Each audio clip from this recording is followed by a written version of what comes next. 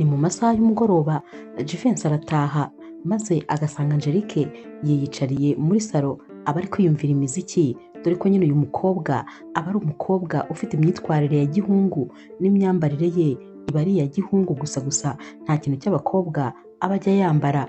Hanyuma rero Angelique agikubita amaso Jivency yahise ahaguruka yihuta ati sheri none se mbwira byaciyemo se ka kazi nyine wakabonye? Naho rero Jivency ati nakabonye, gusa yabimubwiraga rwose ubona atanashishikajwe no kubimubwira. Angelique rero yahise atangira kwishima ati nari mbizi ko uri umuntu w'umugabo nyine kandi uri umunyamahirwe cyane, ibintu byose byiza ubikwiriye. Ubwo ni nako yamuhoberaga anamukubitagura mu mugongo, bya bindi nyine by'abasore wagira ngo ni umuhungu. Muri kano kanya rero Jivency yahise amubwira ati gusa nyine hari ikintu rwose nifuza kukubwira, ibi bintu ndabirambiwe. Angelique ati ibiki se kandi urambiwe? Jivency ati iyi myitwarire yawe, uku kuntu uba wambaye nk'abahungu umeze nk'umuhungu, uzi ko nanjye ubwanjye nkurusha kwambara. Angelique ati gute se waba ubirambiwe kandi igihe cyose twamenyaniye ari gutya nari imeze, none se waba ubirambiwe uyu munsi? Naho rero Jivency ati nyine nibyo ndi kuvuga, impamvu njye nawe twari turi kumwe nuko nyine numvaga nta yandi mahitamo mfite, ariko ubu ngubu kano kanya noneho mfite akazi keza, hanyuma rero ubwo nkeneye umugore. Angelique ati hanyuma se hari ikibazo? Njye nawe ntidushobora kubana, tumaranye imyaka 2 yose turaziranye bihagije, nta kibazo rwose niba ubishaka na kano kanya twakora ubukwe.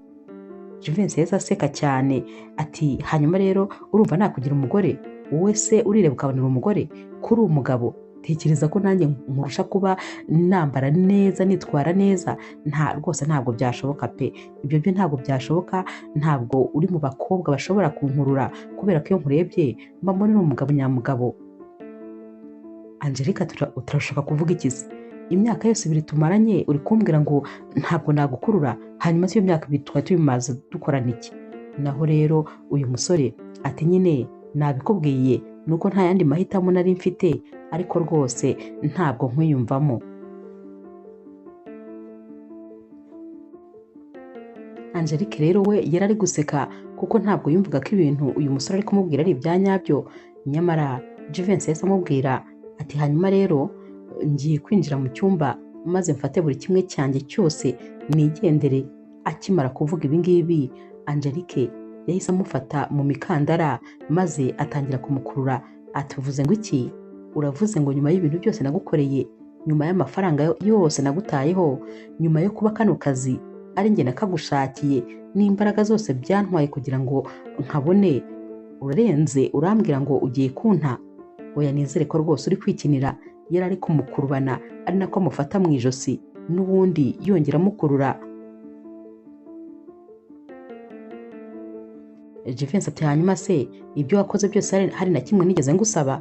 Ibyo byose wabikoze kubera ko wari unkeneye kugira ngo nze mu buzima bwawe, ariko ntabwo nigeze mbigusaba. Ubwo rero rwose njye ndumva mbirambiwe, ndumva ntagikeneye kuba ndi kumwe nawe, ngomba kwigendera kubera ko nkeneye rwose kuba ndi kumwe n'umukobwa umutima wanjye wishimiye, umukobwa wa nyawe, umukobwa nyine ukwiye urukundo rwanjye, kuko wowe rwose sinigeze ngukunda n'umunsi n'umwe, nta nubwo rwose nigeze nkwibonamo nk'umuntu twakundana. Jivency yinjiye mu cyumba maze atangira kubika buri kintu cyose. Naho rero Angelique yari ari muri salo yatangiye no kurira kubera ko uyu mukobwa yakundaga Jivency n'umutima we wose, ntabwo yumvaga yuko agiye kumusiga maze rwose bagatandukana, ntabwo yari ari kubyiyumvisha. Mu kanya gato Jivency yamanutse mu cyumba na varize irimo ibintu bye, maze Angelique akimukubita amaso yarahagurutse agenda amwegera amufata ukuboko buhoro atari ku mukunzi, gute wankora ibi bintu? Ni gute wansiga? Kubera iki uri kunkorera bino bintu? Ko ntabwo ntageze kugira ngo ngukorere buri kimwe cyose cyiza kubera ko nagukundaga, kubera iki ngewe wankora ibi? Naho rero Jivency yahise amubwira ati ni ukuri gerageza rwose unyumve, ngaho nawe genda wirebe uhere ku kirenge maze ugeze ku mutwe. Nta musore n'umwe wakwifuzamo umugore, nta musore n'umwe wakwifuza kugira umugore, kubera ko urabona ko njye nawe turi bamwe rwose ntaho dutandukaniye, ahubwo nyine aho kuba umugore wanjye waba murumuna wanjye nibyo byaba byumvikana? Ndabyumva rwose abantu bari buvuge, ndabyumva kandi nawe urababaye, ndabyumva ufite agahinda, ariko rwose ntabwo nakomeza kukubeshya, naba ndi gukina n'amarangamutima yawe kubera ko ntabwo nkwiyumvamo, umukobwa nshaka ntabwo ari wowe. Jivency rero yahise yigendera, maze Angelique asigara ari kurira abona rwose inzu yamubanye isi yose. Umunsi rero wakurikiye ubwo ni ku rundi ruhande mu wundi muryango. Hawule aba ari umusore w'ibogari, umusore ufite akazi keza, umusore mwiza wahitaga maze abakobwa bose bakamwifuza. Hanyuma rero aba ari mu masaha y'igitondo, aba yamaze kwitegura ndetse rwose agiye kujya ku kazi. Agera muri salo maze agasanga mama we aricaye aramutegereje. Ahita abaza mama ati mama, ibya mu gitondo byabonetse? Naho rero mama we yitegereza uyu musore maze agahita amubwira ati mwana wa, mbabarira nkwibariza ikibazo cy'amatsiko kuko ni ikibazo maranye iminsi nagerageje kutakikubaza ariko ndabona ari ngombwa ko nkikubaza. Hawule yahise akura amaso muri telefone maze areba mama we ati ni ikihe kibazo se kandi mama? Mama we ati mwana wa, mbabarira umbwire, uri umusangirangendo? Ubwo ndavuga nyine ba bandi bakunda abandi bagenzi babo. Naho rero uyu musore atangaye ati mama, urongeye kandi bya bindi byawe? We rwose ntabwo ndi umusangirangendo. Mama ati hanyuma se kubera iki ntajya mbona umukunzi wawe? Hashize imyaka myinshi cyane ntakubonana n'umukobwa, nta gakuru na gato kuko rwose ushobora no gushaka umugore kandi urakuze. Mu by'ukuri mbwiza ukuri niba uri umusangirangendo mbimenye. Naho rero Hawule atari rwose mama, kuba ndi umusore witonda ntajya niyandarika cyangwa ngo nkore ibindi bintu abandi basore bakora nibyo bituma utekereza ko naba nkunda abo duhuje? Ntabwo ariko bimeze rwose, nuko nyine ibyo ngibyo igihe cyabyo kitaragera, ariko rwose humura nta kibazo gihari. Mama ati nyamara mwana wanjye ndahangayitse, nkeneye kubona abuzukuru kubera ko urabizi ko ari wowe mwana wenyine ngira. Rero ndifuza yuko undi muryango wose wazaguturukaho kubera ko uzaba mushiki wawe, uzaba murumuna wawe, abo bose bazaturuka kuri wowe. Ndibaza rero impamvu ntari kubona rwose ushaka umugore kugira ngo unyereke ibirori ndetse nyine unagure umuryango. Mama rero wa Hawule yahise amubwira ati none se ubundi urabyumva ute uramutse ukundanye na Elise? Urabizi ko muri inshuti ndetse rwose murazanye guhera kera, ubu se muramutse mukundanye ntibyakoroha ko noneho abuzukuru nabo ngiye kubabona? Hawule yaratunguwe maze atabwira mama ati ariko se mama wambabariye kuko, none se niba wowe nyine ukunda Elise niki kikubwira ko we yifuza kuba yajya mu rukundo nanjye? Naho rero mama we ati ndabizi ko atakwanga kubera ko arakuzi cyane, ikindi kandi nutabikora mu buryo rwose bworoshye bizatuma ashyiramo imbaraga nyinshi, ndetse n'ibinaba ngombwa nzagutorera umuryango kubera ko rwose mwana wa ntabwo nifuza gukomeza kukubona uri singo, nta mukobwa muvugana, nta mukunzi ufite. Ubwo se icyizere nagikura hehe cy'uko uzanzanira umukazana?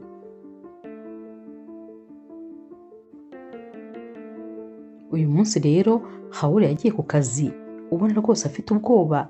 Akigerayo yahise ahamagara umushuti we dore ko no gukora atari kubishobora, maze bajya ahantu hiherereye batangira kuganira. Hawule atumva noneho ndapfuye neza neza, ngiye kongera guseba indi nshuro. Naho uyu mushuti we ati kandi se bimeze bite? Ati mama noneho rwose amereye nabi, ngo arashaka ko nongera kugira umukobwa mu buzima bwanjye, nyamara ntabwo bishoboka. Urabizi wowe na cya kibazo nifitiye, ntabwo rwose nkeneye guseba nanone, ntabwo nshaka kuzongera guseba. Naho rero uyu mushuti ati none se ubundi nkwibarize, wigeze ujya kwa muganga? Hawule atumva narivuje kandi muganga ambwira ko nta kibazo mfite, ngo nyine ibintu byose bishobora kuba biri kwicwa n'imitekerereze kubera kwa kuntu nyine nahuye n'ikibazo, bishoboka ko nyine n'ubu ngubu aribyo byanyangije mu bwonko ku buryo bituma nyine meze nkaho ntari muzima neza. Uyu mushuti we rero yahise amubwira ati none se koko urabigenza gute? Noneho rero Hawule ati ikibabaje noneho ni uko atari n'umuntu noneho usanzwe. Tekereza ko noneho mama wanjye ashaka ko nkundana na Elise, tekereza nawe. Ku rundi ruhande rero Angelique w'agahinda kari kose yahise ajya kureba mubyara we wari warahaye akazi Jivency, maze aramubwira ati umva, ndifuza ko wamwirukana ku kazi. Naho mubyara we ati byagenze bite? Angelique yamubwiye rero buri kimwe cyose, maze nyine uyu mubyara we aba nyine yitwa Elise, yaramubwiye ati umva, ni ukuri ntabwo rwose byashoboka yuko umurekera kuri kano kazi, kubera ko narwanye intambara kugira ngo akabone. Naho Elise ati ndabizi nyine, nzi ukuntu wanyinginze umusabira akazi, sinumva rero ukuntu waba ushaka ko noneho tumwirukana.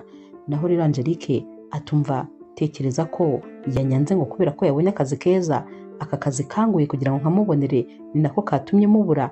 Ndifuza ko wamwirukana, ahari umwirukanye yakongera akangarukira.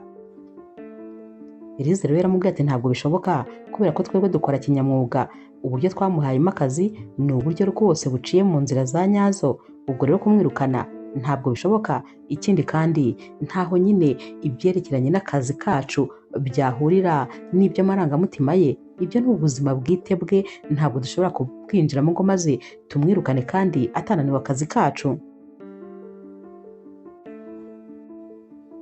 Naho rero mama wa Haule yahamagaye Elise, maze aramubaza ati harya mukobwa wanjye ufite imyaka ingahe? Naho rero Elise yaramubwiye ati mfite imyaka 26. Mama wa Haule yaramubajije ati waba se ufite umukunzi?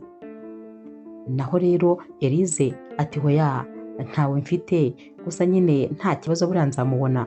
Mama rero wa Haule yatangiye kubwira Elise ati n'umuhungu wanjye ariko urabizi yuko nta mukunzi afite, kandi nyine urabizi turaziranye, ndakuzi kuva ukiri mutoya, nawe uri inshuti ya Haule, uramuzi cyane, mbese uko mubanye urabizi. Hanyuma rero hari ikintu nifuzaga kugusaba, ndifuza yuko rwose wanyemerera maze ukazambera umukazana. Ndifuza ko wowe na Haule mwatangira gukundana, maze rwose ibintu bikazagera kure, mukaba mwakora n'ubukwe. Akivuga ibi rero Haule yarinjiye, maze ahita amubwira ati mama, mbabarira ibyo bintu byihorere, mbabarira rwose, ntabwo tukiri muri cya kinyejana cyaho nyine bazanaga umukobwa bakamushyingira umuhungu, ntabwo ari aho ngaho. Ubu ngubu buri muntu wese agomba gushima uwo bagomba kubana. Elise rero we yari yacecetse, ariko mu mutima yari ari gusekeramo, dore ko n'ubundi yari asanzwe akunda uyu musore, ariko yarabuze aho abihera abimubwira. Kano kanya rero yari agize Imana rwose, abonye imbarutso, yari abonye noneho ahantu agiye guhera. Ariko nanone mu bigaragara inyuma nyine yageragezaga kwigira nk'aho atangaye, nk'aho rwose ibi bintu bimutunguye, nyamara muri we ibyishimo byari byose. Yari ari kuvuga atumva, ntabwo rwose agomba kuncika, ibintu uyu mubyeyi ari kuvuga nibyo, noneho kuva akigikiye ndaje rwose ninjire mu rukundo neza. Nyamara icyo atarazi ni uko Haule we yari afite ikibazo gikomeye cyatumaga rwose atifuza kwinjira mu rukundo n'umukobwa uwo ari we wese.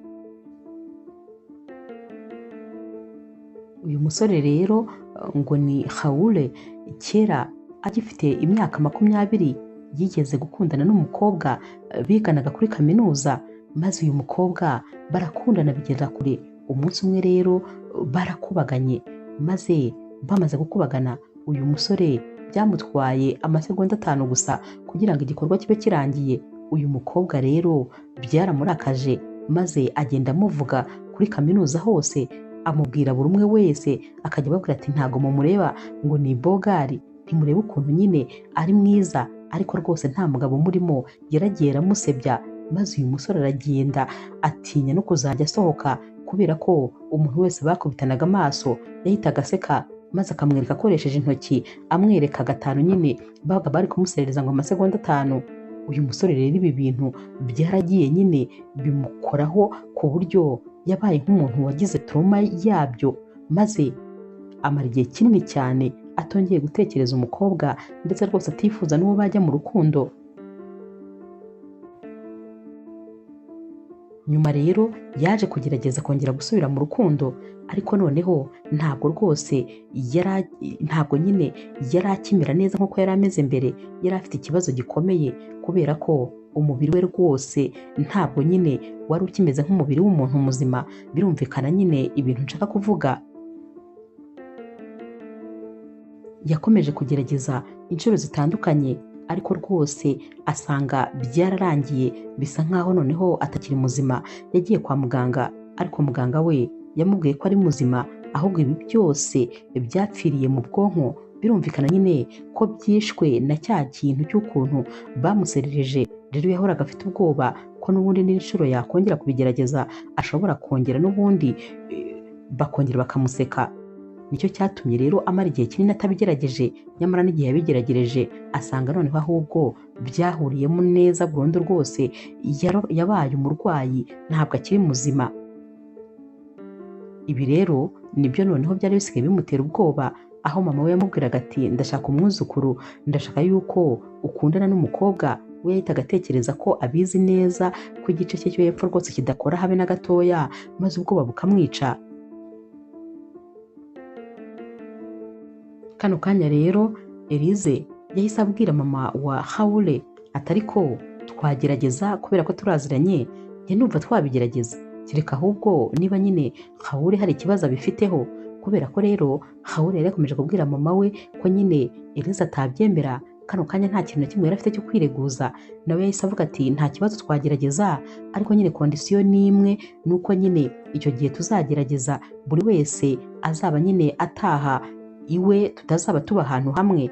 Nta kibazo, ubwo twagerageza tukareba ko dushobora gukundana, nibitemera nyine nta kibazo. Nyamara Haule nubwo yavugaga ibi byose yari afite ubwoba ku buryo yari ari gutitira ibirenge. Yari abizi neza ko afite ikibazo kandi gikomeye, noneho ntabwo yifuzaga ko umuntu uzongera kumenya ko afite ikibazo yaba ari Elise. Gusa nanone kugira ngo yereke mama we ko nta kibazo na kimwe, ndetse mama we gukomeza kumukeka ko yaba akundana n'abo bahuje, yahise nawe nyine abyemera ngo bagerageze, ariko ubwoba bwari bwose. Mama wabo rero yahise ababwira ati okay, noneho reka mbareke mukomeze mubiganireho. Ubwo nyine icyo bari bagiye kugerageza ni ukugerageza kureba niba byashoboka ko babasha kujya mu rukundo. Naho rero ku rundi ruhande Angelique yagiye kureba Jivency ku kazi. Yaragiye abamutegereje, dore ko nyine Jivency yari ataraza. Jivency yinjiye yakubise amaso uyu mukobwa maze ashaka kwikomereza ngo yigendere. Angelique yamwitambitse imbere ati ariko se koko nibyo nta na rimwe wigeze unkunda? Ntabwo nigeze ngukurura na rimwe? Naho rero Jivency atumva ni ukuri uretse nanjye nta n'undi muntu ahubwo uzigera kwemera. Urakeka se hari umuntu uzigera yifuza ko wamubera umugore? Ntawe, kubera ko nta n'umwe wakurura. Ntawe rwose, ndakwinginze mbabarira wiyakire. Ndabizi neza nyine kuba rwose ndi hano byose ni wowe, kano kazi ni wowe wakanshakiye, ariko ibyo ni ibyahise. Gerageza wiyakire, ngewe ntabwo rwose nkiri mu buzima bwawe. Naho rero uyu mukobwa Angelique ati none se mbabarira umbwire, kubera iki ibi bintu utigeze ubimbwira igihe cyose nabaga nyine ndi gukora ibintu byose mbikorera wowe? Kubera iki utigeze ubimbwira igihe nabaga ndi kukuvunikira ngutakazaho amafaranga yanjye? Kubyo utabimbwiraga ubyibutse ubu ngubu? Jivency ati nyine rwose mbabarira ubyumve, ibyo ngibyo nakubwiye ngo byari byahahise kandi byararangiye. Ahubwo ntuzagaruke hano, ndabizi ko kano kazi ari wowe wakanshakiye, ndabizi ko kino kigo ari icya mubyara wawe, ariko rwose ntuzagaruke kundeba hano. Hano ni ku kazi kanjye kandi sinshaka kugatakaza, ndetse n'ikimenyimenyi nabwiye abasekirite ntibazongere kukureka winjira uza kundeba. Yahise kandi yiciraho maze arigendera. Nanone kandi Angelique yongeye kurira. Yakundaga uyu musore bya nyabyo, ntabwo rero yumvaga ukuntu uyu musore atigeze amukunda. Iminsi rero yakurikiye Elise yagiye rwose asa n'uri kwiteretera Haule, dore ko yamusabaga ko basohoka inshuro nyinshi. Haule akamushakira impamvu, ariko nyine izindi nshuro bagasohokana. Hari n'igihe rero babaga bavuye nko gusohoka, maze Haule yageza Elise imbere y'igipangu cye, Elise akamusaba ko yakwinjira, ariko n'ubundi Haule yamushakiraga ubusobanuro buri butume rwose atinjira, dore ko yabaga afite ubwoba bwinshi. Yabaga atekereza ati none uyu mukobwa yagerageza rwose ko nyine twagira icyo twikorera, maze akanga kwinjira kugira ngo batazisanga bari bonyine n'umunsi n'umwe. Nyamara rwose Elise we yari ari mu rukundo kandi bya nyabyo. Hashize iminsi rero maze mama wa Hawula aramubwira ati ndifuza yuko mwampa itariki muzakoreraho ubukwe. Naho Hawula atangaye ati none se mama, urumva kano kanya ibyo bintu byaba bigezweho? Naho mama we ati hanyuma harabura iki ko mumaze igihe musohokana? Harabura iki kugira ngo mube mwapanga itariki muzakoreraho ubukwe? Hawula rero yaramubwiye ati ariko se mama, wakwitonze ko ibyo bintu rwose atari byo kwihutisha. Naho rero mama we ati hanyuma se ko byakunaniye no kuba rwose hari undi mukobwa wanateye inda ngo unzanire umwuzukuru, nibura nari kubasha kukwitondesha, ariko none ibyo byose ntabyo wakoze. Ndashaka ko mukora ubukwe kuko nta kintu kibura, amafaranga turayafite ku mpande zombi, sinibaza rero ikibazo cyaba gihari. Naho rero Angelique we yasubiye kongera kureba Elise maze aramubwira ati ariko se uriya musore ntabwo uramwirukana? Noneho uzi ikindi kintu kibabaje se, n'undi mukobwa basigaye bakundana nawe akora hano, ubu se waburamo n'umwe wirukana?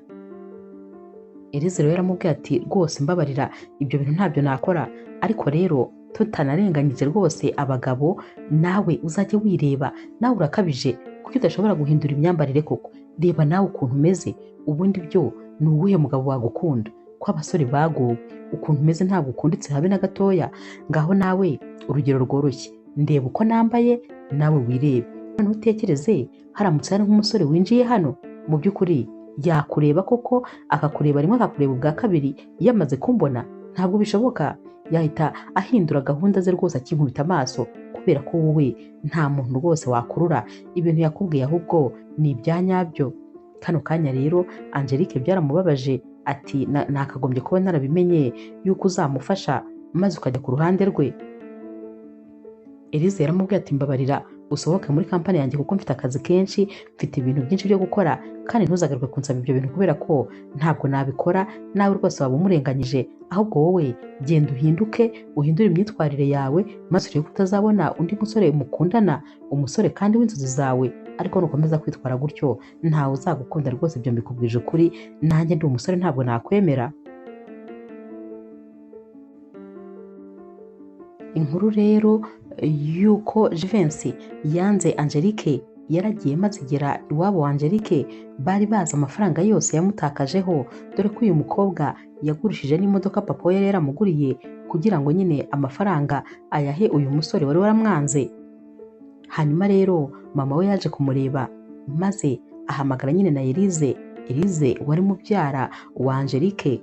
Baricaranye maze mama wa Angelique abwira Elise ati rero rwose mukobwa wanjye, ndifuza ubufasha, ndifuza ko wamfashiriza umwana, kubera ko umukobwa wanjye ageze habi neza neza. Tekereza ko amafaranga y'umuryango yose yayarunze kuri uriya musore, none dore byarangiye anamwanze, kandi nyamara twaramubwiye ariko ntiyabyumvaga. Hanyuma rero ndifuza ubufasha. Elise ati none se murifuza ko mbafasha gute? Naho mama wa Angelique ati ndifuza yuko umumpera akazi maze akaba asistante wawe, akakorera hafi yawe, maze akakwigiraho byose, akakwigiraho uko bambara, akakwigiraho uko bayobora kampani, akakwigiraho uko abakobwa bitwara, akakwigiraho buri kimwe, kubera ko rwose ndabona nta wundi muntu nabona wabimfashamo. Elise rero yahise amubwira ati kuba asistante wanjye we ntibishoboka, kuko mfite umu asistante kandi w'umuhanga cyane ubikora neza, rero ntabwo namwirukana, nta wundi nkeneye, ahubwo namurebera ikindi kintu yakora. Mama wa Angelique ati hoya, nibyo nshaka, kuko ndashaka yuko akuba iruhande buri munsi maze akakwigiraho imyitwarire. Ndifuza ko buri kimwe cyose yakigira kuri wowe. Elise rero yabwiye mama wa Angelique ati nta kibazo, ejo rwose tuzajyana tujye gutangira akazi, nta kibazo kuko nta kintu nakwima. Mama we rero yatashye yishimye, maze nyine Elise abwira Angelique ko agomba kwitegura, amubwira isaha baza kugera ku kazi. Hanyuma mu gitondo Angelique rwose yarabyubahirije, arabyuka aritegura maze yicara muri salo ategereje Elise. Elise rero yaje kumureba maze akimukubita amaso ati ntumbwire ko utaritegura ngo tujye ku kazi. Naho rero Angelique ati niteguye, urabona ntambaye se ntameze neza, hari ikibazo? Elise yarumiwe ati ngo iki? Ati none se iyo myenda niyo ujyana ku kazi? Angelique ati none se sinambaye neza? Yari yambaye ipantaro nyine, yambaye ishati, ariko inyuma y'iyi shati yarengejeho t-shirt, n'ubundi nyine yari yambaye nk'abahungu bya bindi bye. Elise rero yahise amubwira ati urabizi neza ko ugiye kuba assistante wanjye, reba uko nambaye, hanyuma wowe urabona twajyana ku kazi wambaye utyo? Angelique ati ariko nta kibazo, kuko njye nuko nsanzwe nambara, urakeka se ko naba ngiye kubihindura kano kanya? Kandi ndakeka ko imyambarire ntaho ihuriye n'akazi, ahubwo reka tugende tudakerererwa, naho imyambarire yewe rwose urabizi ko nyine ari uko nsanzwe nambara. Ibi rero byarakaje Elise, maze amusaba ko rwose agomba kuzahindura imyambarire, ariko uyu mukobwa ntabwo yabyumvaga. Yahise amubwira rero ati nkurikije n'ukuntu umeze, ni ukuri ntabwo twajyana ku kazi rwose. Yaramubwiye ati ndaguha amafaranga ugenda utege taxi, nakora nayo afite, ndabizi ko ufite amafaranga, genda utege taxi turahurira ku kazi, ngiye ntabwo najyana n'umuntu wambaye gutyo. Angelique rero yahise agenda maze atega taxi. Hanyuma rero ku rundi ruhande Haule yari yabyutse ashaka kujya kureba Elise, yumvaga nyine ashaka kumureba, hari ibintu bagombaga kuvugana mu gitondo. Nawe rero yabanje kujya kwa Elise mbere y'uko ajya ku kazi ke. Hanyuma rero muri aya masaha y'igitondo Haule yagiye kwinjira muri asanseri, akimara kwinjiramo igiye kwifunga. Angelique nawe yahise aza yiruka, maze uyu musore ahita ashyiramo ikiganza kugira ngo uyu mukobwa nawe nyine abashe kwinjira. Uyu mukobwa rero yaraje arinjira, ariko amarira yari yose, dore ko nyine uyu mukobwa yari ari kugenda n'ubundi arira. Icyamurizaga rero ni uko nyine akiva muri taxi yahise akubitana na Jivency ari kumwe na wa mukobwa nyine basigaye bakundana, maze Angelique arahagarara kugira ngo avugishe Jivency, naho Jivency byanga kumuvugisha. Angelique rero yakomeje kugenda nyine amwiruka inyuma amubaza ati ariko ubundi uyu mukobwa uba ubona ndusha iki? Naho rero uyu mukobwa yarasetse ati ahubwo se wowe ubona mpuriye he nawe? Ndebera nawe ukuntu usa, ukuntu umeze, ukuntu wambaye, cyakoze ni ukuri ndabona rwose ubabaje. Naho rero Angelique ati urabura kubivuga se, uyu musore uri kureba hano naramwogeje, ndamwambika, mukorera buri kimwe, none wamubonye yarakeye, niyo mpamvu uri kwivugisha nyine yuko mukundana. Iyo uza kumubona kera ndakeka ko atari ko wari kubikora. Uyu mukobwa rero ukundana na Jivency yaramubwiye atumva warakoze kunkorera ibyo byose ukamumpa asa neza, nanjye nyine ubu nzamukomeraho sinzigera murekura. Yahise kandi asoma Jivency maze atamubwira ati mukunzi twigendere, uyu mukobwa ataza kudutera umwaku. Amarira yose rero Angelique yari ari kurira muri kino gitondo, naho ngaho yari aturutse nibyo byatumye yinjira muri asanseri ari kurira. Yaragiye rero yegama ku gikuta cyayo, dore ko nyine hari kuzamo abantu benshi bari kubyigana. Uko babyiganaga rero niko abantu barushagaho kwegerana. Byarangiye Haule yegereye cyane rwose Angelique, ku buryo ndetse yari afashe kuri asanseri bisa nkaho ameze nk'umuntu nyine wari ugiye nko kumuhobera afashe kuri asanseri, ariko uyu mukobwa Angelique ari hagati y'amaboko ya Haule. Bagendaga rero bameze nkaho bari kurebana mu maso, ariko nyamara Angelique yari ari kurira, amarira yamurenze. Nyamara Haule we yakubise amaso uyu mukobwa nyine akomeza kugenda ari kumureba mu maso, maze agiye kumva yumva cya gice cy'umubiri we kitakoraga gitangiye kongera gukora. Yarumiwe, yarikanze, kandi uyu mukobwa nawe ibyabaye yarabibonye. Haule rero byabaye rwose nkaho nyine ibintu bimubayeho atazi ibyo ari byo, ayoberwa niba ari kurota. Yatangiye gutitira, yatangiye kugira ubwoba, aratitira, amaboko biragaragara, umubiri wose atangira kubira ibyunzwe, ubwoba buramwica. Kubw'amahirwe mu kanya gatoya asanseri yari igeze nyine aho yagombaga kujya, yaragiye ajya kureba Elise, ariko ubwoba bwari bwose, yumvaga atazi n'icyo kuvuga, ku buryo n'ubundi byarangiye ahise yongera arasohoka, maze ajya kureba umusore w'umushuti we. Yamubwiye ibimubayeho atumva sinzi niba narose, sinzi niba ari ibya nyabyo, ariko menya ko mpuye n'umukobwa maze agatuma nongera gusubirana ubuzima. Uyu mushuti we rero ntabwo yabyumvaga, yaramubwiye ati mbwira neza uko byagenze. Haule yamubwiye ukuntu inkuru yose yagenze, maze uyu musore w'umushuti we aramubaza ati none se nimero z'uwo mukobwa wazifashe? Hawura ati ntabwo nigeze nzifata, ariko uko nabibonye ashobora kuba akora muri iriya kampani n'ubundi nari ngiyemo. Uyu musore w'inshuti ye rero yahise amubwira tumva, niba ari uko byagenze uriya mukobwa ugomba kumubona byanze bikunze kubera ko uriya niwe muganga wawe. Hawura yaramubwiye atumva, ntakubeshye nanjye ngomba kumubona kubera ko uriya mukobwa ukuntu atumye niyumva, nanjye rwose niyumvisemo ko ari we muganga wanjye. Ibintu byari bimaze imyaka igera mu 10 byaranze, uyu munsi nibwo byemeye.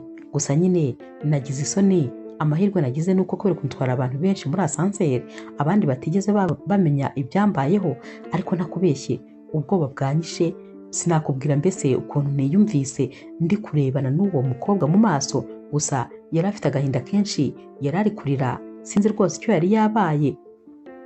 Uyu mushuti rero yaramubwiye ati kora ibishoboka byose umenye neza uriya mukobwa arinde, noneho unamenye aho wamukura. Hanyuma rero Hawura kano kanya yahise yongera afata imodoka maze ajya guparika imbere ya ya kampani kugira ngo ategereze igihe uyu mukobwa aza gusohokeramo. Byarangiye yiriwe hano muri parikingi kugira ngo aze kureba ko yabona uyu mukobwa asohotse.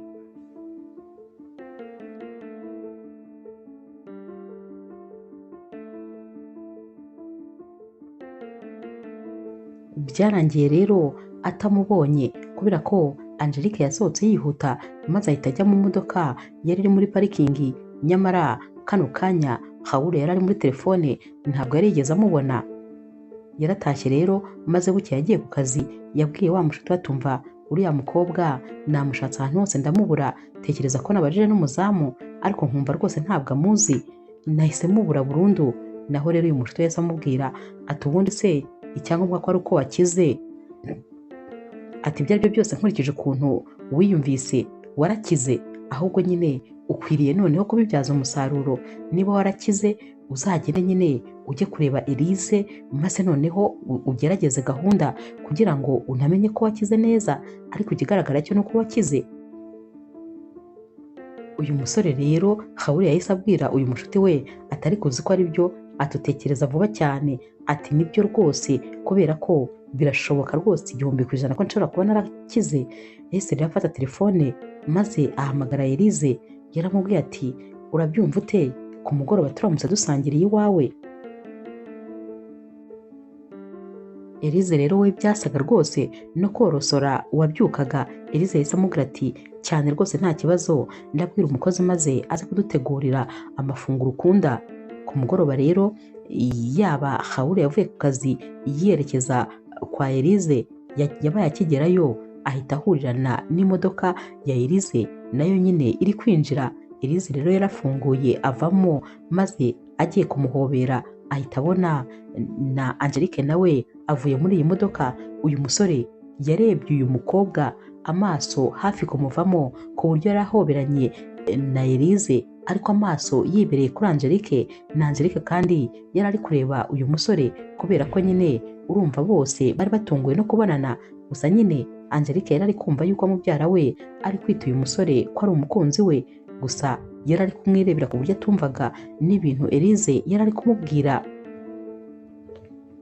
Elise rero yahise abwira Angelique atari ko se wowe bite byawe ubundi kuki buri gihe cyose uhora urangaye ibintu byose kandi ubikora gahoro? Fashe iyi sakoshi uyinjyanire mu nzu.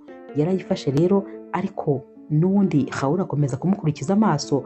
Baragiye binjira muri salo, nyamara nta handi Hawura yarebaga, amaso ye yari ari kuri Angelique atamuvaho. Naho rero Elise yabonye yuko bisa nkaho Hawura arangaye cyangwa afite ikibazo, maze aramubaza ati none se umeze neza, urumva nta kibazo na kimwe ufite? Hawura yaramubwiye ati oya nta kibazo meze neza, ariko nyamara mu mutwe byari byamaze kwivanga kare. Akibona uyu mukobwa yari ameze nk'umuntu wataye umutwe, yumvaga yamuvugisha, yumvaga yifuza ko baganira, ariko kano kanya ntabwo byari gushoboka. Elise rero yahaye karibu Hawura kugira ngo yicare, maze ahita abwira Angelique ati genda umuzanire icyo kunywa, nanjye ngiye guhindura imyenda. ubundi nyine nze muganirize. Yari yishimye birumvikana, yari ari kugenda yisetsa ahantu hose yajyaga. Angelique yaragiye amuzanira akajuice dore ko ariko uyu musore yashakaga. Akikamuhereza uyu musore yahise amubwira ati wakwicara se tukaba tuvugana.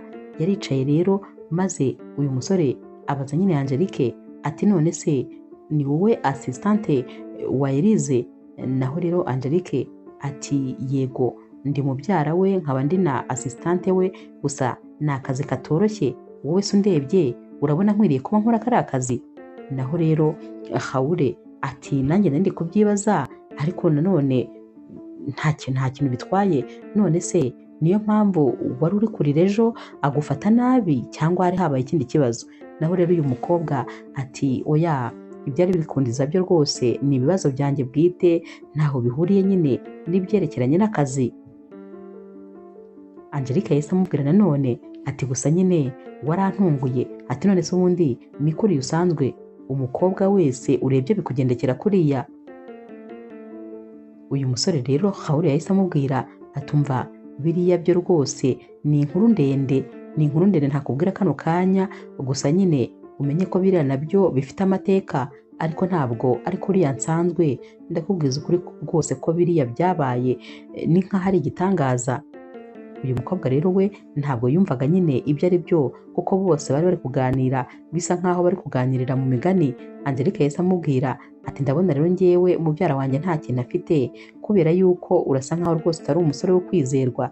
Ikigaragara cyo niba duhurira muri asanseri bikagenda kuriya, ngaho noneho tekereza abandi bakobwa muhurira ahantu hiherereye uko bigenda. Uyu musore yari ari kumubwira ati ni ukuri ntabwo rwose ari kuriya nsanzwe, nanjye naratunguwe nk'uko nawe watunguwe. Elise rero yaragarutse maze ahita abona aba bombi bari kuganira, dore ko rwose bari banahuje urugwiro. Yahise rero abwira Angelique ati wowe ko nakubwiye ngo muzanire icyo kunywa, nakubwiye ngo uze kumubangamira?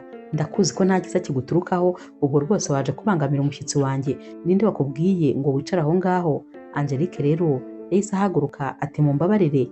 Naho Haure yahise amubwira ati ariko ni ukuri ntabwo abangamye rwose habe na gatoya.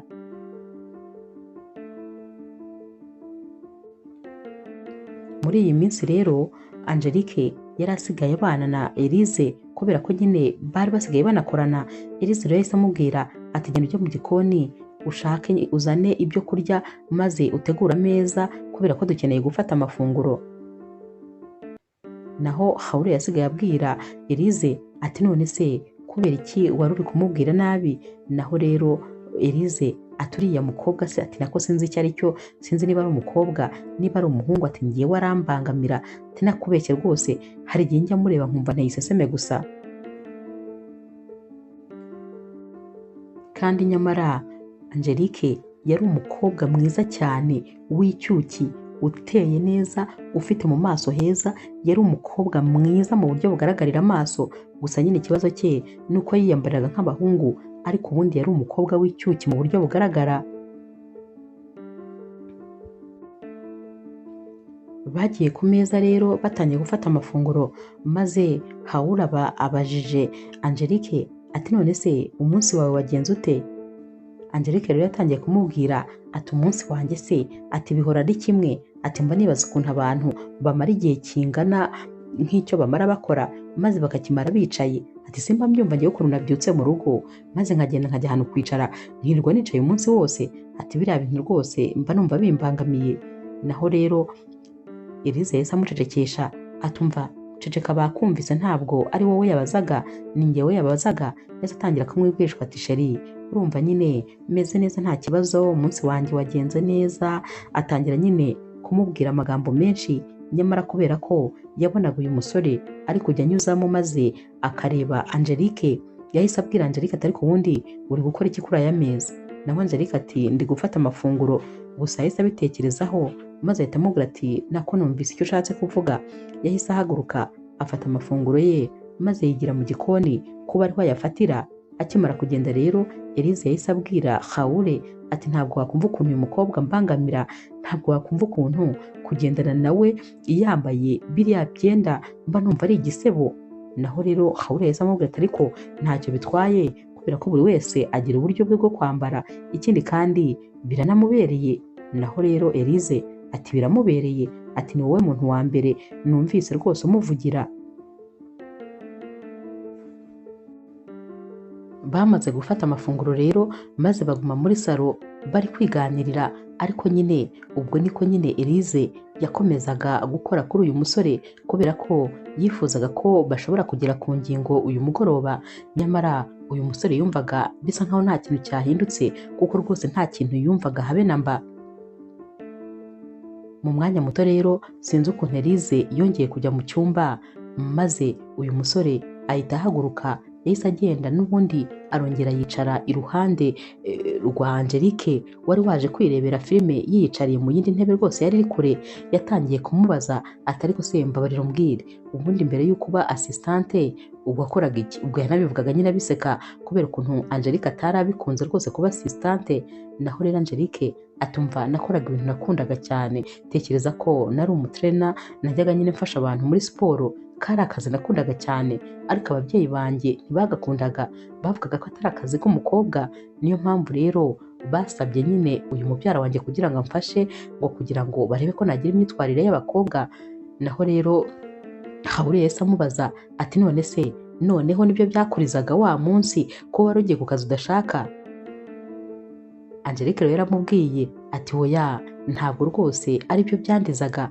Naho uyu musore yahise amubaza ati ariko se ubundi mbabarira umbwire, ubundi ufite umukunzi? Yabivugaga kandi anamufata ikiganza nyine ngo arebe yuko nta mpeta iriho, ari guhindukiza ikiganza cye. Nyamara mu kongera gukora kuri uyu mukobwa yarongeye yumva ya gahunda irongeye imubayeho nyine nka kwa kundi byagenze ku munsi wa mbere. Yabaye nk'ugira ubwoba, nanone amera nk'umuntu utaye umutwe. Muri kano kanya rero Elise yahise ava mu cyumba maze aramubwira atumva natinzeho gatoya, hari telefone yo ku kazi nari ndi kwitaba. Naho rero uyu musore yahise amubwira ati nta kibazo, ahubwo nyine nanjye rwose ndatashye. Elise yaramubwira ati urataha se gutyo gusa? Nari nzi ko uri burare hano ukazataha ejo, nyine nari nzi ko turi bugirane umugoroba mwiza. Naho rero uyu musore yahise amubwira ati oya mfite ibintu byinshi byo gukora, ngomba gutaha. Nyamara yari yamaze kumenya ko n'ubundi Elise rwose nta kintu kiri hagati ye nawe, ahubwo umukobwa umukurura ari umwe gusa, ari Angelique wenyine. Nyamara Elise we kubera ukuntu yari asanze aba bombi bari guseka, wabonaga ameze nkaho anarakariye Angelique ukuntu yasanze bari guseka. Nyamara uyu musore yamubona agahita ahaguruka amubwira ko atashye.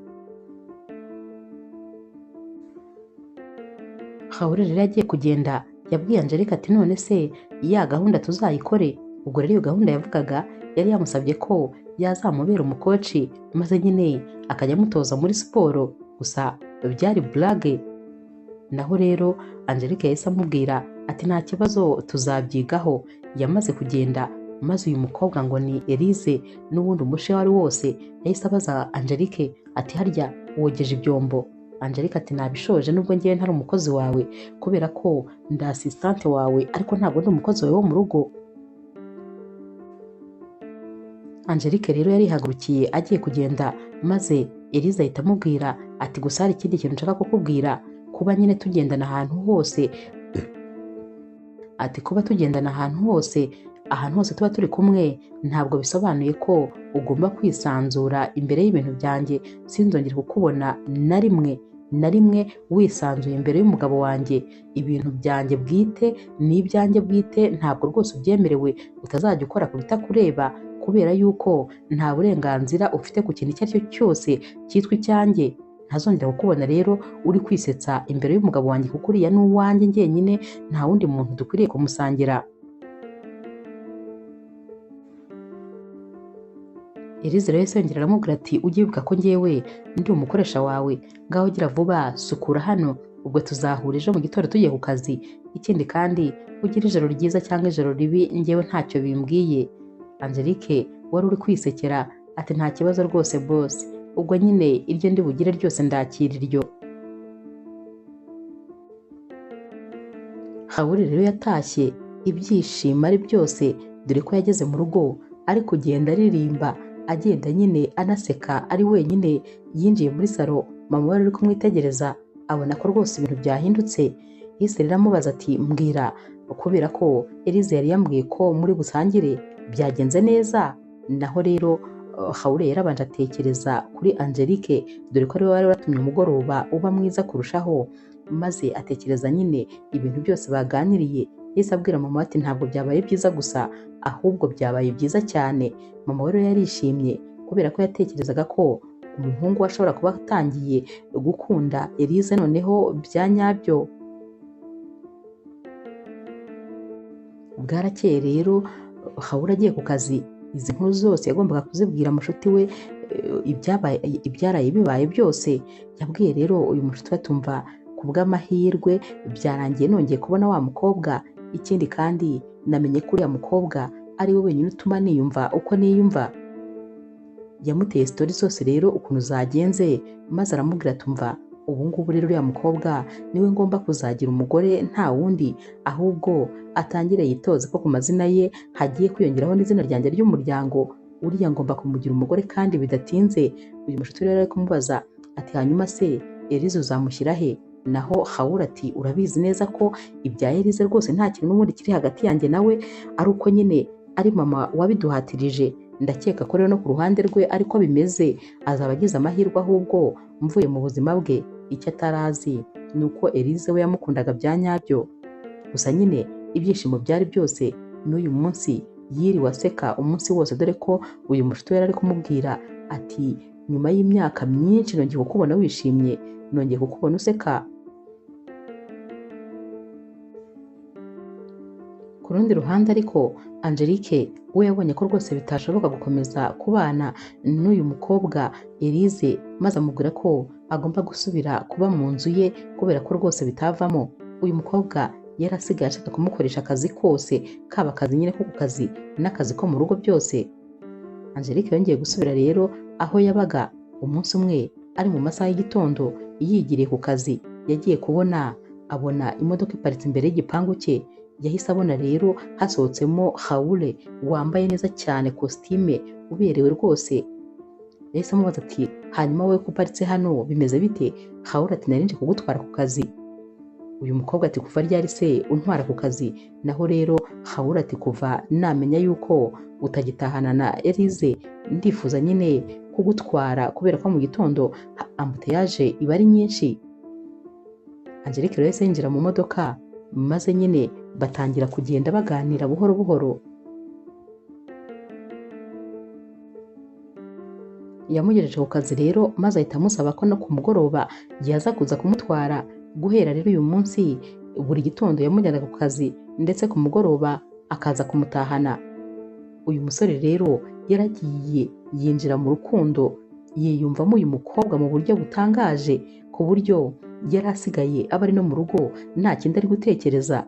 Umunsi umwe yari ari mu gikoni iwabo ari gutegura amafunguro, ari nako kandi ari kuririmba ati ndi mu rukundo, ndishimye cyane, ndi kwiyumvamo ibintu ntigeze niyumvamo na rimwe, ndi kwiyumvamo amarangamutima ntigeze ngirira undi muntu n'umwe, ndi mu rukundo, ndishimye, mbega uburyohe bw'urukundo. Nyamara ari kubyina ari kuririmba nyine ubona rwose yanezerewe. Mama we yamuturutse inyuma maze arahagarara yumva indirimbo uyu musore yari ari kuririmba.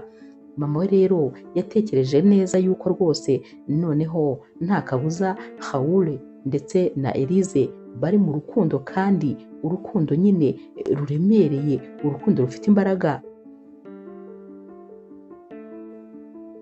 Mama we rero yarikoroje, maze Hawule arikanga, yarahindukiye, maze mama we ahita amubwira ati mwana wanjye ndishimye rwose, uri mu rukundo. Njyewe nzi kureba umusore uri mu rukundo uko yagerageza kubihisha kose, biragaragara kuri mu rukundo, urishimye, umeze neza, gusa nanjye ndumva nishimye ku bwawe mwana wanjye. Naho rero Hawule yahise amubwira ati mama mbabarira rwose, winyangiriza ibyishimo, mbabarira ugende maze nkomeze ntegura amafunguro. Yahise rero abwira mama we ati ndi gutegurira umukunzi wanjye amafunguro, ubwo rero have rwose utaza kundangaza maze nkaba nashyiramo umunyu mwinshi. Mama we yaramubwira ati mwana wanjye rwose nta kibazo, ntacyo bitwaye rwose, reka nigendere. Gusa ibyishimo byari byose. Naho rero Hawule yakomeje gutegura amafunguro n'ibyishimo byinshi. Ashoje gutegura yarapakinze ubundi nyine ahita ajya ku kazi. Mama we rero yagize ngo aya mafunguro ayashyiriye Elise, icyo atarazi ni uko ibi byo kurya ahubwo yari abishyiriye umukunzi we mushyashya, yari abishyiriye umutima we uri kwishimira muri iyi minsi, nta wundi rero yari Angelique, dore ko yagiye bari mu modoka bagiye nyine gutandukana, maze agahita amubwira ati akira ibyo kurya naguteguriye, ibi byo kurya nibyo uri buze kurya saa sita, kubera ko uyu munsi numvaga ntifuza ko rwose uri buze kurya ibyo kurya waguze, nabyutse mbigutegurira.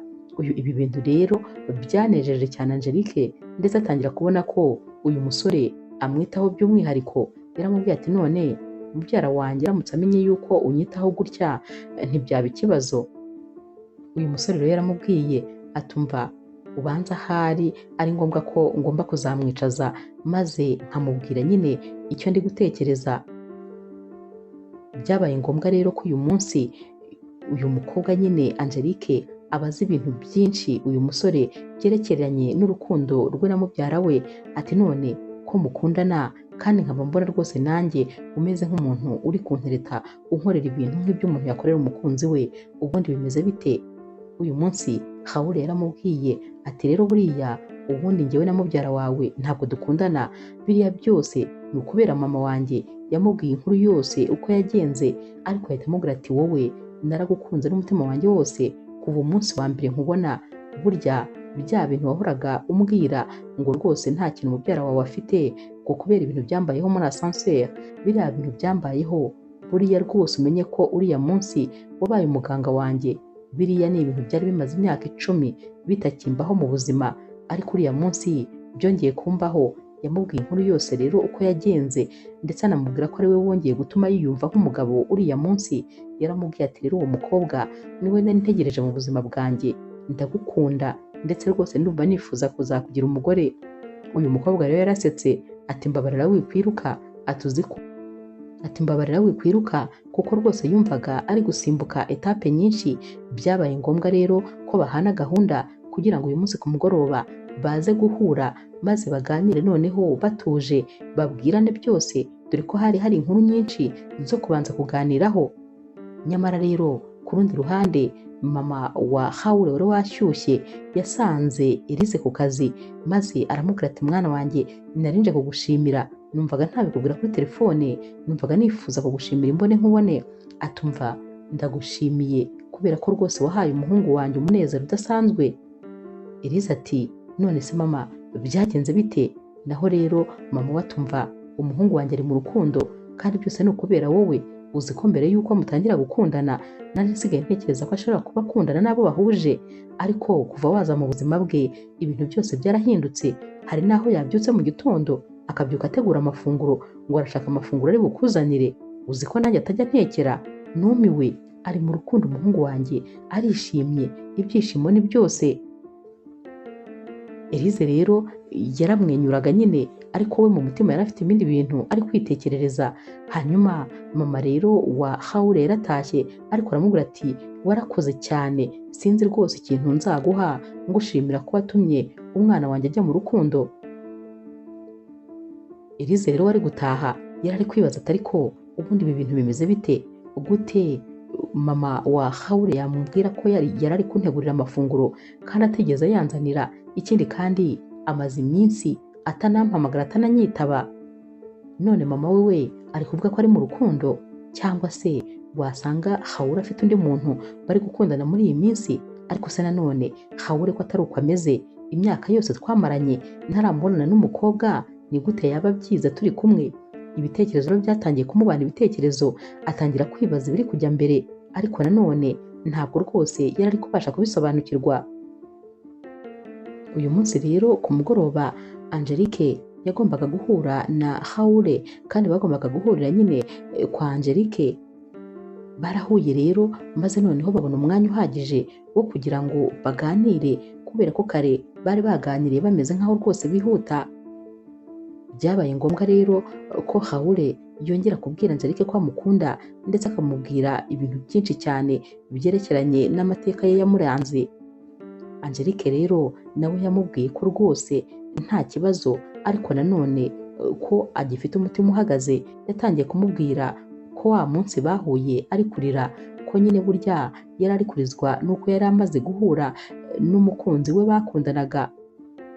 Yamubwiye byose ukuntu byagenze, maze Hawula ahita amubwira ati ariko rwose uriya musore ni umuhombyi cyane, yarahombye gute umuntu yitesha umukobwa nkawe. Angelique rero yaramubwiye ati none se bya nyabyo uba ubona nyine ndi umukobwa mwiza, uba ubona wankunda gutya ameze? Naho rero Hawule ati cyane, ahubwo rwose ndabigukundira, mba mbona uko wambara bikubereye, noneho ukuntu uzi ubwenge, nkunda iyo ndi kuganira nawe. Umuntu utabona ko uzi ubwenge ahubwo ashobora kuba rwose afite ikibazo mu mutwe, ntabwo yaba ari muzima. Bakomeje kuganira rero no guterana imitoma, maze bisanga bari gusomana. Mu kanya gatoya telefone ya Hawule yarasonnye, arebye asanga ni Elise wari uri kumuhamagara. Yaramwitabye ariko ntiyari kavuga, yahise amubwira ati hangane ndi mu nama kandi rwose inama yihutirwa ndaza kuba nkuvugisha. Angelique rero yahise amubwira ati ni Elise wari uguhamagaye? Naho rero Hawula ati yego. Angelique aramubwira ati ariko ndabona rwose ari ngombwa yuko niba wumva nyine dukwiye kujya mu rukundo, yego n'ubundi ntabwo ari ibintu byoroshye kuba nakundana nawe kandi warakundanaga na mubyara wanjye, ariko nyine ndumva ibyiza ari uko wazamwicaza maze ukamuganiriza. Hawula ati ntabwo twigeze dukundana, biroroshye cyane rwose, ni ukumubwira ko mfite umukunzi.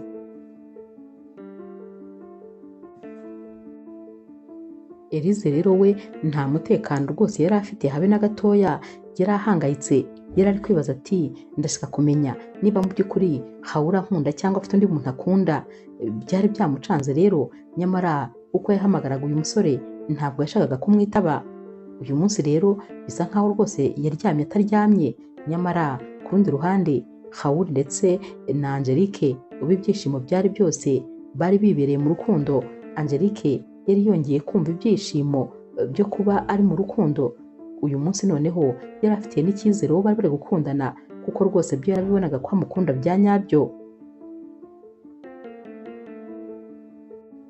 Uyu munsi rero ku mugoroba akazi karangiye, Hawule n'ubundi yatahanye Angelique, ariko noneho bahita bigira mu nzu nyine kugira ngo bajye gusangira akarahure babe banaganira. N'ubundi baricaye batera story, dore ko baganiraga ntibamenye aho amasaha yageze.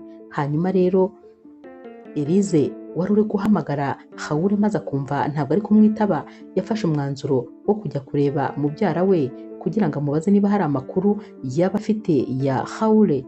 Yaragiye, akigera yasanga biyicariye muri salo ndetse rwose bari kwisomanira, bari bicaye mu ntebe imwe, ubona neza ko rwose bibereye mu rukundo. Agikubita amaso ibi ngibi rero yahise ahagarara nk'igiti, maze ananirwa kugira ikintu avuga. Hawule yahise amubona maze ahita ahaguruka.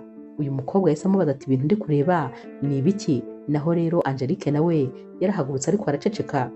Hawule yahise amubwira ati twajya hanze maze nkagusobanurira. Naho rero Elise ati ndashaka kumenya ngo ni ibiki biri kujya imbere hano. Hawule yahise amubwira ati umbabarire, ntabwo ari ubu buryo nifuzaga ko wabimenyamo, ariko n'ubundi ko byarangiye wabimenye nta garuriro bifite. Uyu mukobwa ureba hano Angelique ndamukunda n'umutima wanjye wose. Uyu mukobwa rero ndi mu rukundo nawe, kandi noneho bya nyabyo bitari byo kwigirisha. Ndakeka ko nta kibazo byagutera, kubera ko n'ubundi urabizi ko hagati yanjye nawe nta rukundo rwari rurimo. Elise ati ngo iki? Ati nta rukundo rwari rurimo, se ninde wabikubwiye? Ati njye nawe ntabwo twakundanaga, gute wankora ibi bintu? Nyamara yaratangiye rwose kumera nkaho ari kwihinduka noneho uyu musore, kuko wumvaga bisa nkaho Elise wari kubyemeza ko bakundanaga. Angelique rero yaramubwiye ati umbabarire ni ukuri, kubera ko ngewe yambwiye yuko rwose nta kintu kiri hagati yanyu. Elise yahise amusimbukira maze bamuhaye urushyi.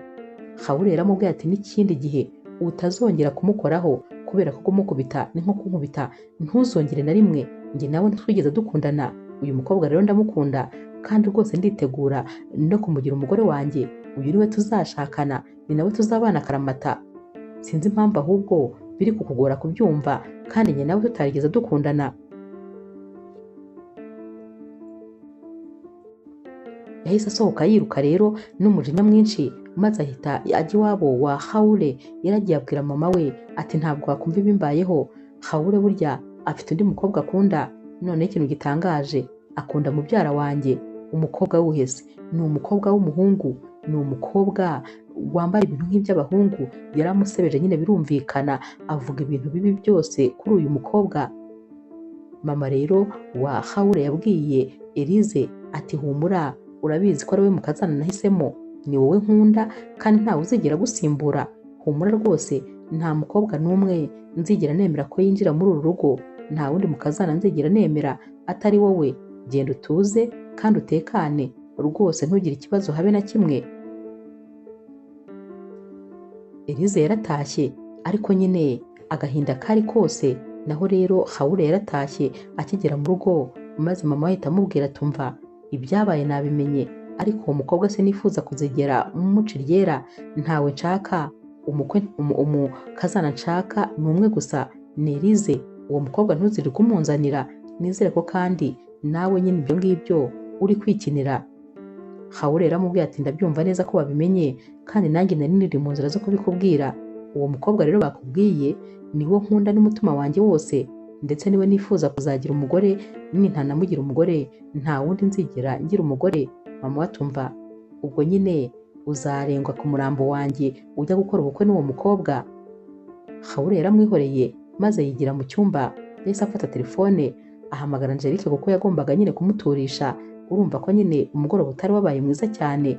Angelique nawe byari byamurenze. Ati hanyuma urumva nakoze amahano?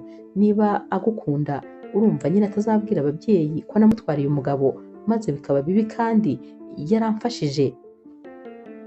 Hawule rero yaramubwiye ati ni ukuri ntabwo twigeze dukundana, sinigeze nanamubwira ko rwose byashoboka, nta nubwo kandi bishoboka.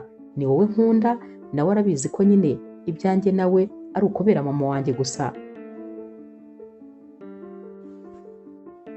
Bwarakeye rero maze mama wa Hawule abaza aho nyine Angelique atuye. Ubwo yari ari kubibaza Elize, yarahamurangiye. Mama we rero yaragiye ajyayo maze aramubwira tumva njyewe ndi mama wa Hawule, ndashaka kukubwira ko ntazigera nkwemera nk'umukazana.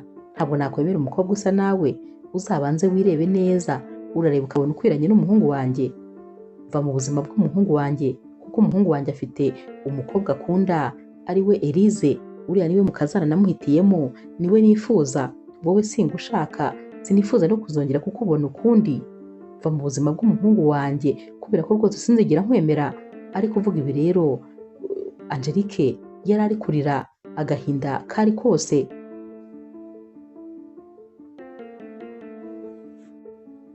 Uyu mubyeyi rero yamaze gutaha, maze Angelique ahita ahamagara Hawule, yamubwiye ibyabaye byose. Hawule rero yaramubwiye ati mbabarira rwose wihangane. Mama we yaraje maze Hawule atungana na mama we, nyine biba birebire birumvikana.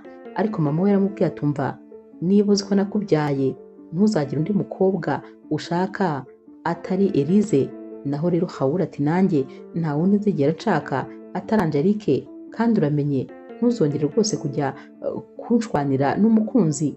Ntabwo bikureba iby'urukundo rwanjye, kubera ko ujya gukundana na papa ntabwo nari mpari, sinigeze njya hagati y'umubano wanyu.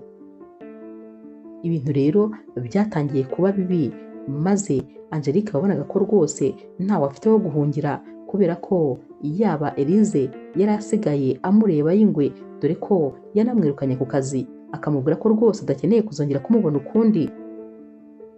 Angelique rero yabonye ibintu bibaye bibi, maze yifatira ibintu bye arigendera, ava muri uyu mujyi nta muntu n'umwe uzi aho agiye. Hawule rero yaje kumureba, ariko asanga nta muntu n'umwe uhari. Umuturanyi rero wari uhari yaramubwiye atumva umukobwa wabaga hano yaragiye, ntabwo nzi aho yagiye. Hawule yaramubajije ati none se ntabwo wagirana nimero ye ngo maze uyimpe, cyangwa indi nimero y'umuntu wo mu muryango we? Uyu muturanyi yaramubwiye ati nta muntu wo mu muryango we uzi aho ari, kuko na mama we ejo yaje kumushaka nawe aramubura, nta muntu n'umwe rwose ufite nimero ye. Hawule yumvise ameze nk'aho noneho isi imwikaragiyeho. Umukobwa umwe rukumbi yari yarabashije gukunda ndetse bakiyumvanamo, umukobwa umwe wenyine watumaga yiyumva nk'umugabo. Aka kanya yari amubuze, agahinda karamwishe maze rwose abura ikintu akora.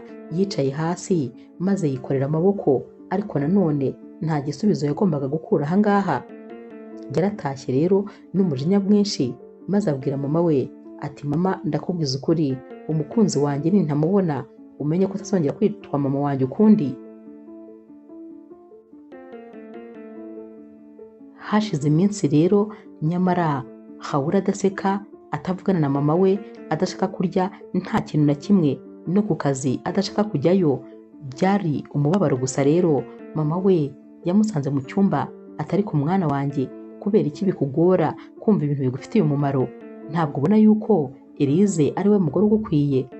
Hawula yaramubwiye ati, mama, sinshaka kongera kuvugana nawe kuri iyo sije.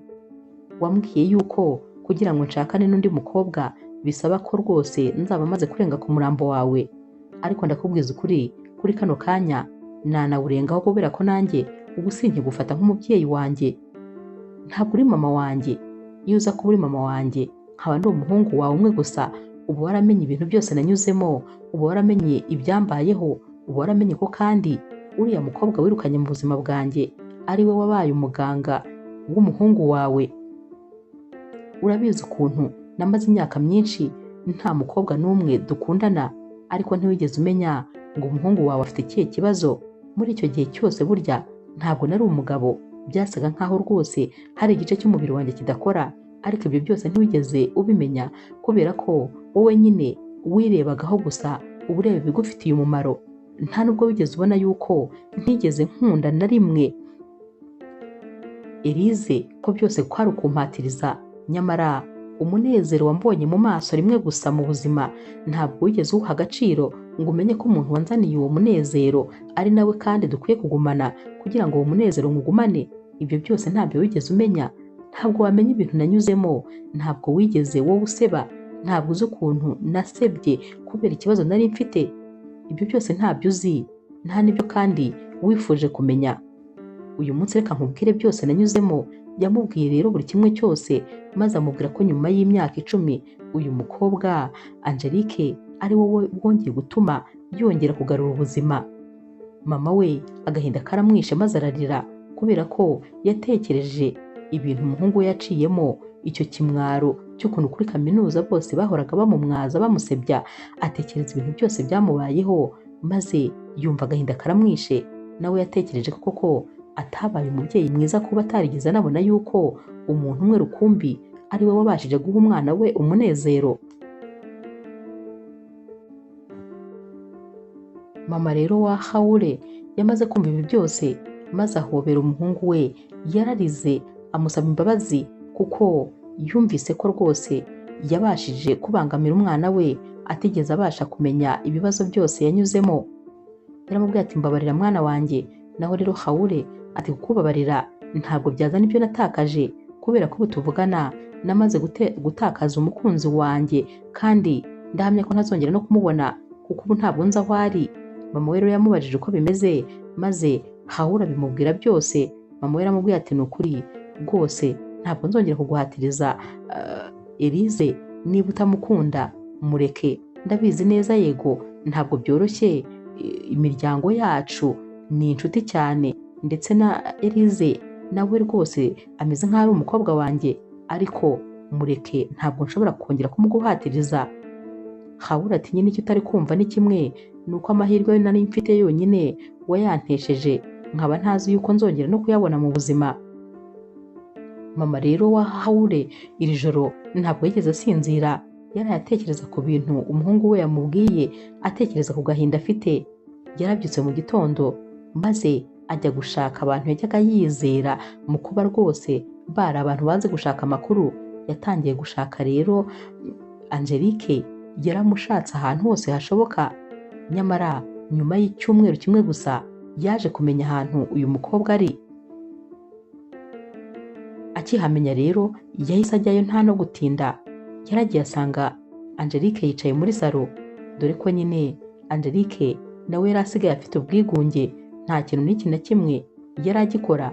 Yaricaraga gusa akirirwa arira umunsi wose, yibaza impamvu ari we muntu utajya ugira amahirwe yo gukundwa mu buzima. Uyu mumama rero akimukubita amaso, Angelique yagize ubwoba bwinshi maze arikanga. Yaramubajije ati kandi ko nabahaye amahoro nabahunze, kandi nanone urashaka iki? Naho rero mama wa Haule yahise abwira Angelique ati tuza, umura rwose ntabwo ngenzwa n'ibibi, ariko ndifuza ubufasha bwawe. Naho rero Angelique ati none se murashaka ko mbafasha gute? Uyu mubyeyi rero yahise amubwira ati urumva nyine ndi gushakira umuhungu wanjye umugore, none rero nibwo bufasha nifuzaga ko wampa. Angelique acyumva ibi yarikanze. Naho rero mama wa Haule yahise abwira Angelique ati wishakira kure, kubera ko umugore ukwiranye n'umuhungu wanjye, umugore umuha ibyishimo, umugore akunda, umugore atekereza agaseka, umugore w'inzozi ze, umugore wa byose bye, nta wundi ni wowe uri imbere yanjye. Hanyuma rero nkeneye ibyishimo by'umuhungu wanjye, nta kirya, nta gisinzira, nta gikora, yabuze amahoro kubera ko amahoro ye ni wowe kandi ntuhari. Yatangira kumusaba imbabazi ndetse rwose no kumwinginga, anamubwira ukuntu umuhungu we amukunda n'umutima we wose, ndetse amubwira yuko ari we nawe yifuza, kubera ko icyo yifuza cya mbere ari ibyishimo by'umuhungu we, kandi ibyishimo bye bikaba ari Angelique. Angelique yarabyumvise maze aratungurwa. Yabwiye uyu mubyeyi rero ko impamvu yavuye muri uriya mujyi ari uko atifuzaga guteranya umwana na mama we, kuko yari azi neza ko nahaguma n'ubundi Haule azakomeza kuza ku ruhande rwa Angelique, kandi Angelique atari byo yifuzaga. Uyu mubyeyi rero yaramuhobereye ati mwana wanjye uri n'umukobwa w'umutima, uri umwana mwiza, kandi ni ukuri warakoze gukunda umuhungu wanjye maze ukamuha ibyishimo. Nubwo nageragezaga kubyitirira abandi, ntazi ibyishimo afite aho abikura hanyaho.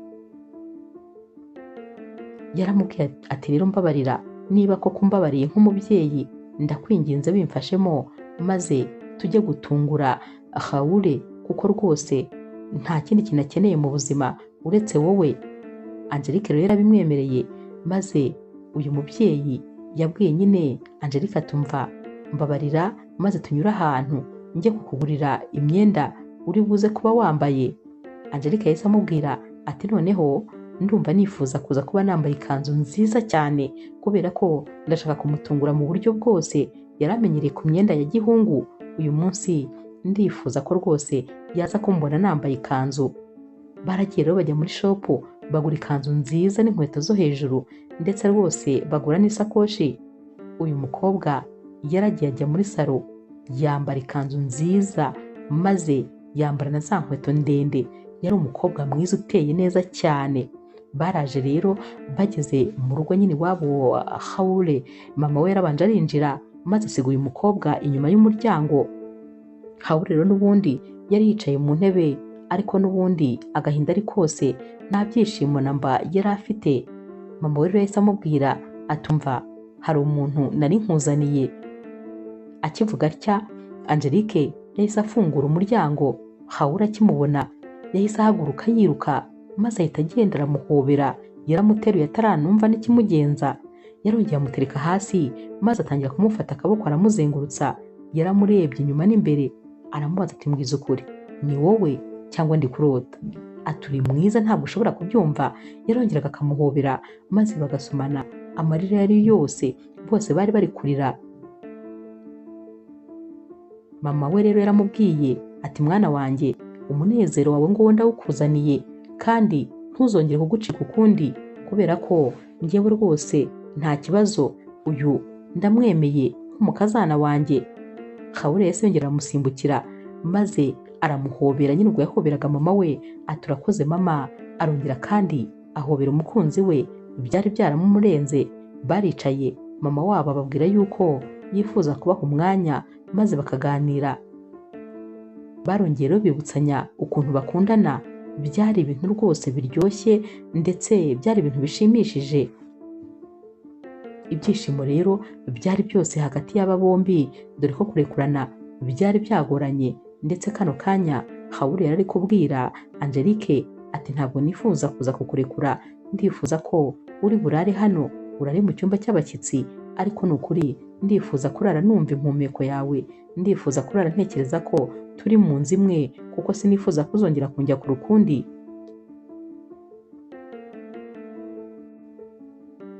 Nyuma y'icyumweru kimwe gusa rero ibintu bishyushye, Hawule yapanze ikirori cyo kwambika umukunzi w'impeta, kubera ko yifuzaga ko noneho rwose bakora ubukwe maze ibintu bikava mu nzira. Yumvaga atagikeneye kubaho atamufite.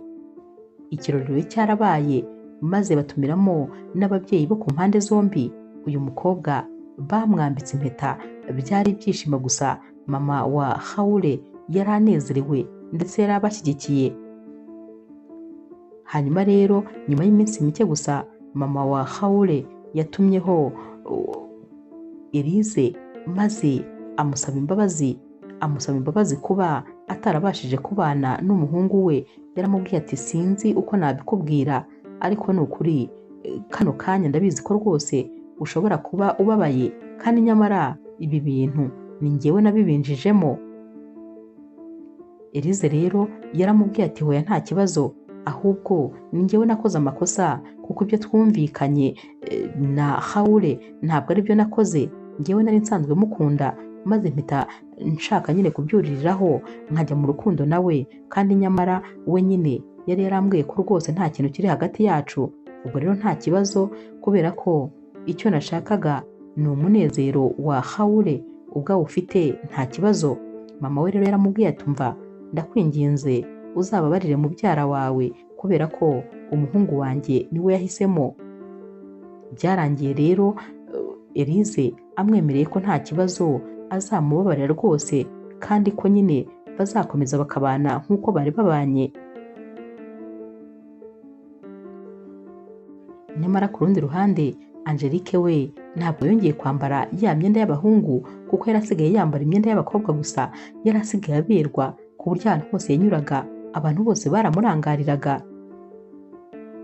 Hanyuma rero mama wa Angelique yabwiye Hawule ati muhungu wanjye, wumve ko ngushimira cyane, kubera ko ibyari byaratunaniye imyaka yacu yose wowe wabashije kubihindura mu gihe gitoya kubera gukunda umukobwa wacu.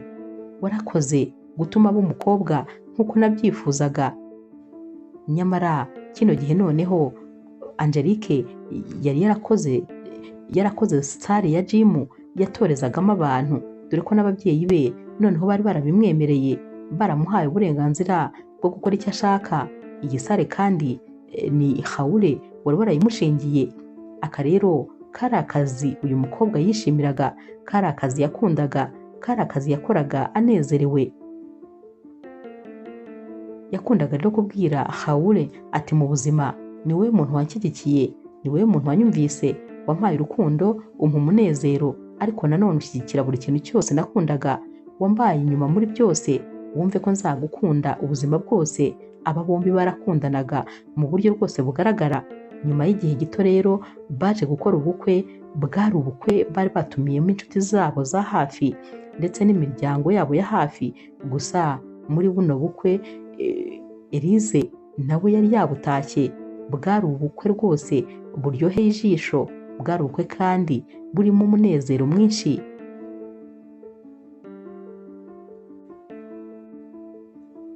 Elise rero yahaye impano Angelique, maze aramubwira tumva, nizere ko wamaze kumbabarira kuba narajyaga nkubwira amagambo mabi ndetse ngatekereza ko nta musore n'umwe wagukunda.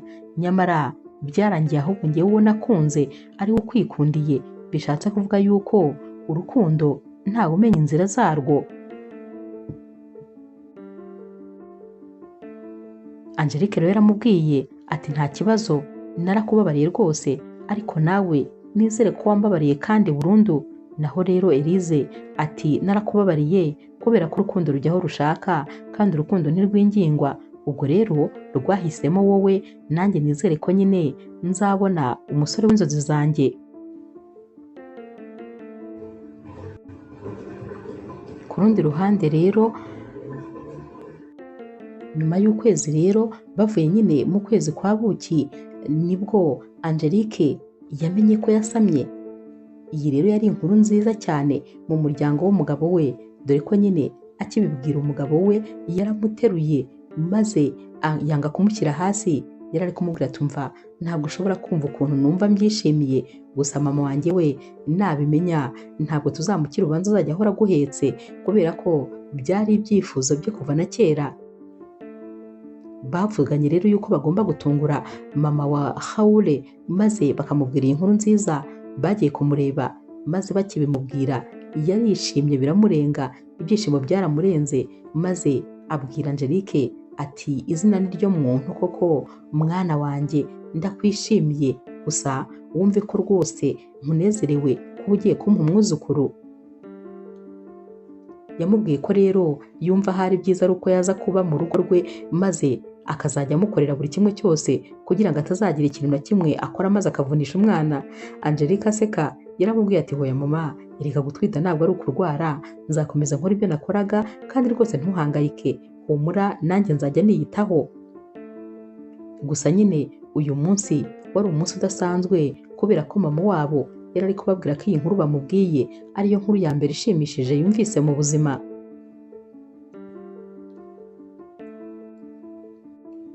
Uyu mugoroba rero Haule yahise abwira nyine Angelique atumva, ndagukunda cyane kandi nanone ngushimiye kuba warazanye ibyishimo mu muryango wacu, waje uri uw'umugisha kandi natwe tuzanira umugisha, turagukunda cyane ndetse ngeweho rwose nta wundi muntu nigeze nkunda nk'uko ngukunda, nta n'uwo nzigera nkunda kandi nta muntu uzigera gusimbura mu mutima wanjye. Angelique rero yaramubwiye ati nanjye nta wundi muntu nigeze nkunda nk'uko ngukunda, cyane cyane ko rwose ari wowe wankunze uko ndi ndetse ukamba hafi, wampaye ibyishimo undi muntu wese atigeze ampa. Aba bombi rero barahoberanye imbere ya mama wabo maze nyine bongera kubwirana amagambo y'urukundo. Mama wabo yarababwiye ati ndabishimiye bana banjye kandi mbasabiye umugisha, icyo muzakoraho cyose kizajya kiba umugisha. Inkuru yacu y'urukundo rero naho tuyisoreje. Mwakoze kuyikurikira. Niba ukunda inkuru z'urukundo zica kuri Zasha TV, ntukagende udakoze subscribe, like, share na comment. Ni inkunga ikomeye kuri twebwe. Ndabakunda cyane nk'ibisanzwe.